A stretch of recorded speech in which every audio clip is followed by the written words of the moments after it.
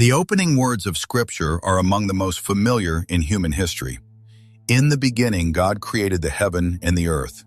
Genesis chapter 1, verse 1. A declaration, simple, direct, absolute. God creates. The heavens exist. The earth exists. The foundation of creation stands established. The verse presents creation as a completed act.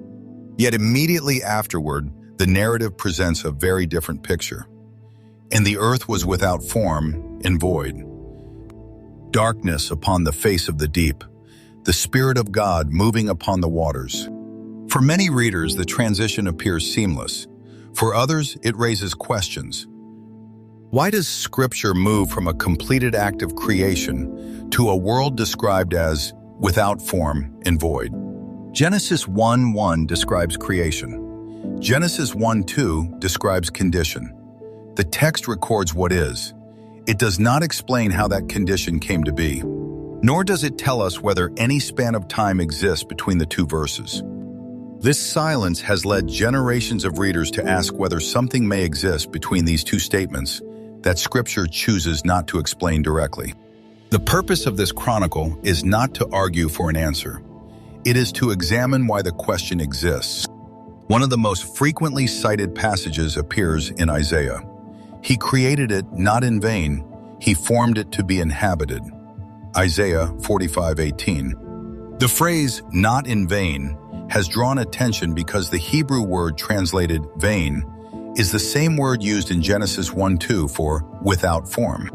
Some interpreters see this as evidence that God did not originally create the earth in a desolate condition. Others argue that Isaiah is describing God's purpose for creation rather than its initial state. The passage does not settle the debate. It explains why the debate exists. Another passage enters the discussion. I beheld the earth, and lo, it was without form and void.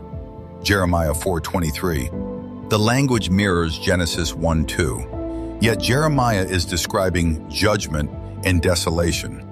The connection has caused some readers to wonder whether Genesis 1:2 may also describe a condition associated with judgment. Again, Scripture does not explicitly say so. The question emerges because of the language itself. The book of Job introduces another perspective.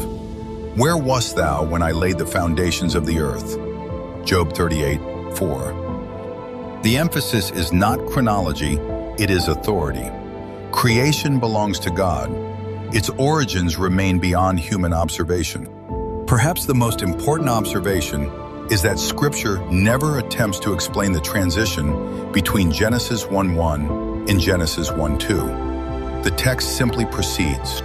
Creation, condition, order, life, humanity.